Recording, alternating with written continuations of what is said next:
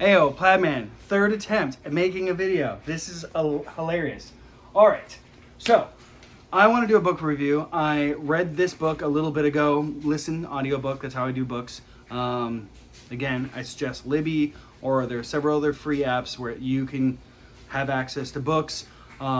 If books are not your thing, I'd also suggest there are a couple podcasts that do stories. Some of them are like episodics. Some of them are like a whole story but done in parts. Well, I guess that's episode. Some of them are like a whole story in 15 minutes.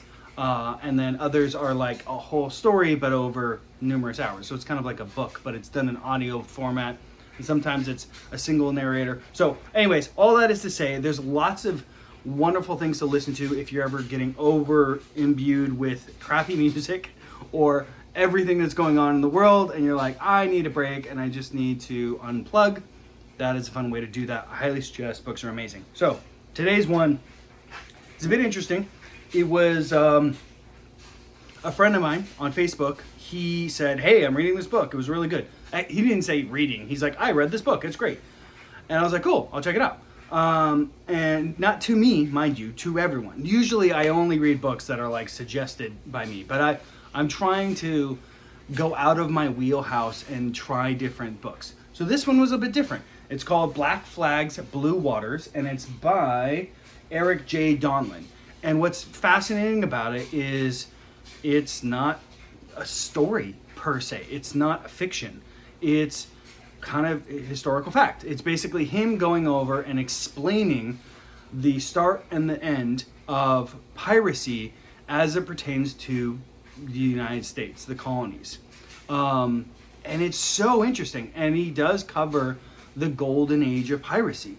And honestly, this is not a long review, so I'm actually going to do 2 books. But simply put, I highly suggest the book. It is very interesting. It kind of takes away the mystique that we've attributed to pirates.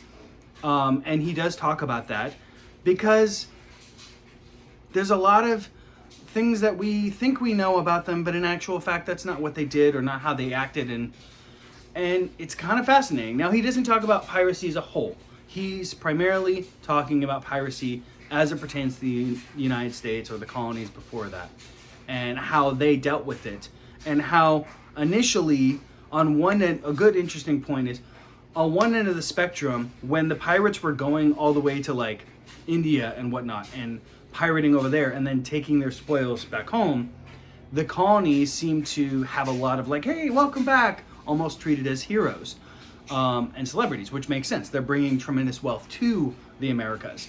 Versus when they started doing piratical things that interfered with trade in the Americas and around the Americas, that's when they kind of got short-shrifted and messed up. And so one could argue that the best thing for them to have done was to keep going, stealing over there and bringing back your loot.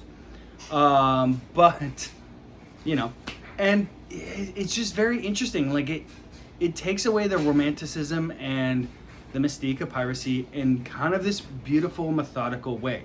So I highly suggest it. It was very interesting. They do talk about some of your favorite ones. Blackbeard is in there, and kind of what happened to him. And you realize that a lot of what you've been told about pirates was really just a lie. It wasn't true. Or it was somewhat true, like a little bit, but like most of that stuff is exaggerated.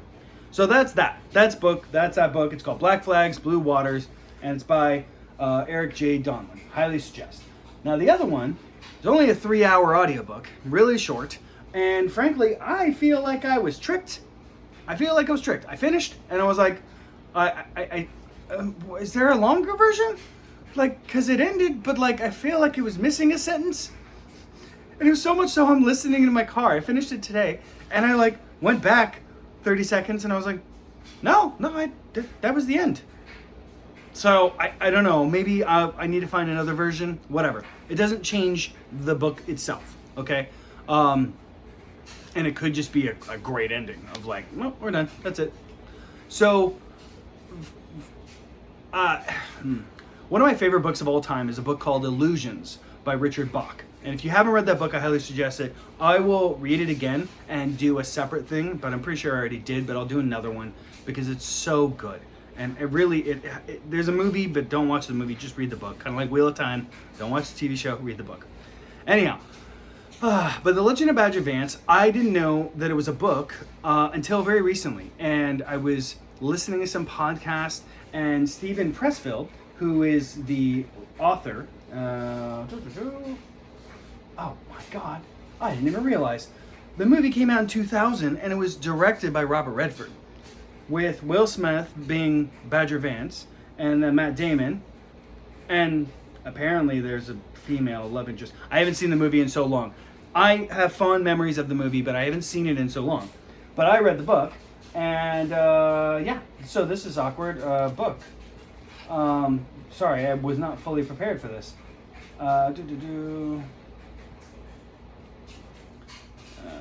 By Steven Pressfield. Yeah, so he wrote the book in 95, and then 5 years later they made the movie. Very interesting. So the book is rather different than the movie. For starters, it gets kind of technical about certain stuff in golf that I know nothing about.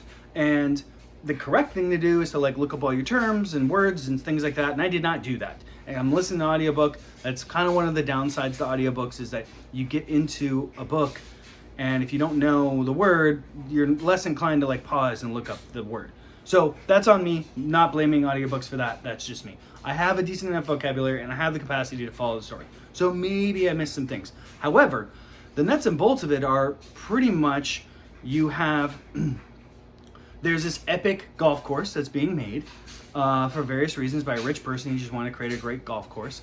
And then for this great golf course, you need to have a good contest. So they do this good contest, and you have two professionals who are at the height of their ability, and then coming to compete. And then you have, we need a local hero to compete with them.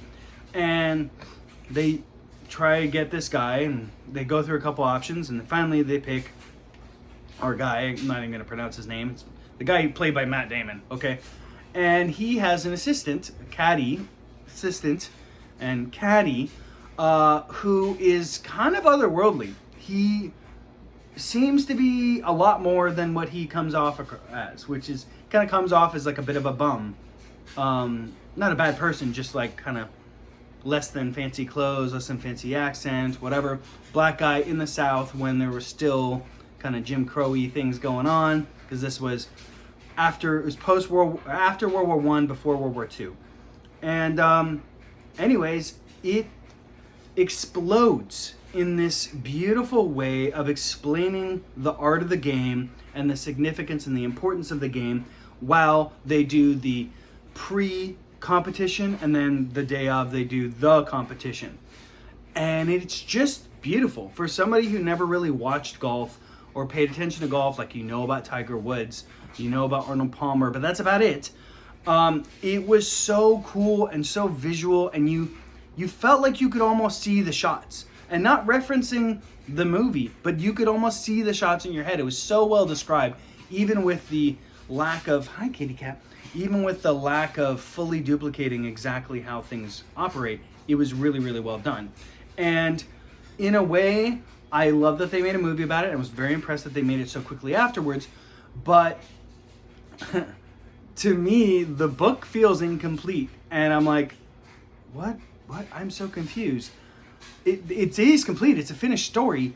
But like, in a way, it's beautifully incomplete, because the main character, Badger Vance, he's this kind of mystical non-entity entity, and it's wonderful. So, highly suggest reading the book. It's not my favorite book of all time. I would highly suggest reading Illusions by Richard Bach. That's a better book. Or even Jonathan Livingston Seagulls by Richard Bach. But it is a really good book, worth watching, and frankly, it makes me want to watch the movie again. So, all in all, good. We're under 10 minutes. I love you all. Plaid Man out. I gotta help wife. She just got home. Talk to you later. Bye-bye.